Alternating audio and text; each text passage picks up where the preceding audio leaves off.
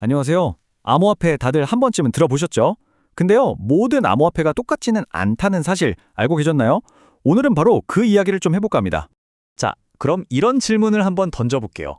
모든 암호화폐가 과연 똑같을까요? 이게 오늘 우리가 파헤쳐볼 이야기의 가장 핵심적인 질문이라고 할 수 있겠습니다. 그래서 이 질문에 대한 정말 완전히 다른 두 가지 답을 보여주는 사례, 바로 비트코인과 원에코 시스템, OES를 가지고 이야기해 볼 겁니다. 이 둘이 디지털 화폐 세계에서 얼마나 다른 길을 가고 있는지 한번 따라가 보시죠. 자, 그럼 먼저 비트코인부터 한번 깊숙이 들여다볼까요? 비트코인은요, 한마디로 기존 금융 시스템에 대한 불신에서 태어났다고 볼 수 있습니다. 비트코인을 떠받치는 핵심 기술, 바로 퍼블릭 블록체인입니다.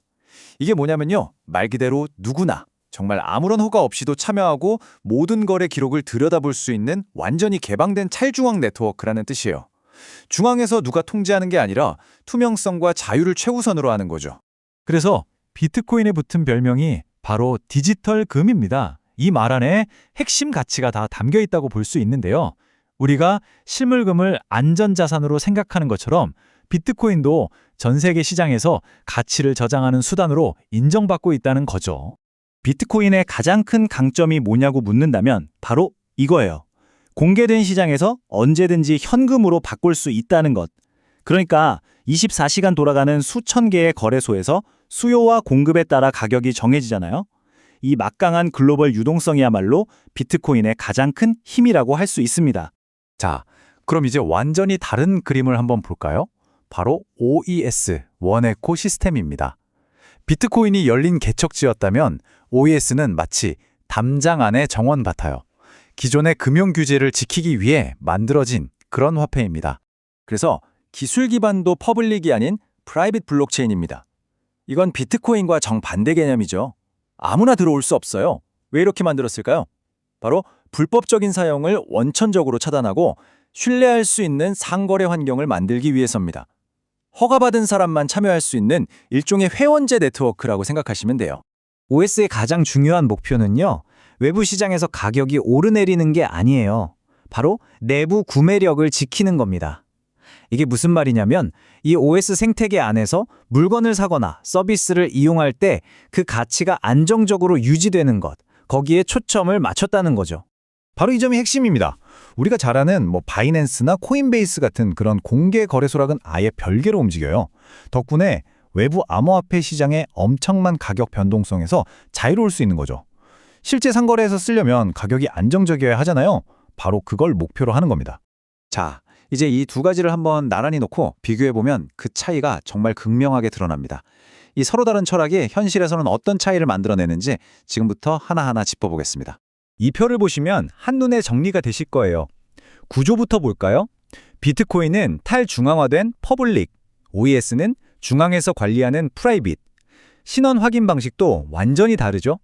비트코인은 익명성이 보장되지만 OES는 아주 엄격한 신원 확인, 즉 KYC와 자금 세탁 방지, AML 절차를 반드시 거쳐야 합니다.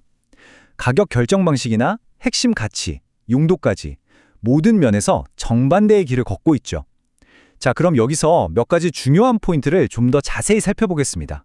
가장 먼저 구조와 신원 확인의 차이입니다. 비트코인은 그냥 누구나 들어올 수 있는 열린 광장 같아요. 신원 확인은 나중에 거래소에서 현금으로 바꿀 때나 필요한 거죠. 반면에 ORS는 엄격한 회원제 클럽과 비슷합니다.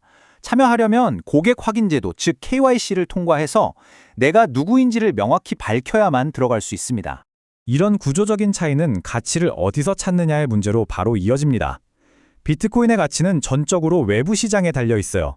전 세계 거래소에서 사고 파는 사람들의 수요와 공급에 따라 매 초마다 가격이 바뀌죠. 하지만 OES의 가치는 내부 생태계에서 만들어집니다. 커뮤니티 구성원들이 우리끼리는 이 가치로 물건과 서비스를 교환하자고 합의하고 신뢰하는 데서 그 가치가 나오는 거예요. 그럼 실생활에서는 어떻게 쓰일까요? 비트코인은 주로 가치를 저장하거나 큰 금액을 옮기는 투자 자산으로서의 성격이 훨씬 강합니다. 반면에 OES는 애초부터 물건을 사고 파는 상거래 도구로 설계됐다는 점에서 차이가 있죠. 이런 비유가 딱 맞을 것 같아요. 비트코인, 물론 강력한 자산이죠. 하지만 이걸로 커피 한 잔 사 마신다고 생각해 보세요. 거래 처리 속도도 느리고 수수료도 비싸서 사실 이런 소소한 일상 결제에는 잘 맞지 않습니다. 바로 그 지점에서 OES는 완전히 다른 길을 선택한 겁니다. 딜쉐이커라는 자체 전자상거래 플랫폼이 있는데요. 회원들은 여기서 OES를 가지고 자동차나 부동산처럼 정말 고가의 실물 자산부터 일상용품까지 실제로 거래를 합니다. 교환의 매개체로 쓰이는 거죠. 자, 그럼 이 모든 차이들이 결국 무엇을 의미하는 걸까요? 핵심은 이겁니다. 바로 돈의 미래에 대한 서로 경쟁하는 두 개의 거대한 비전이 있다는 거죠. 궁극적으로 추구하는 목표가 완전히 달라요.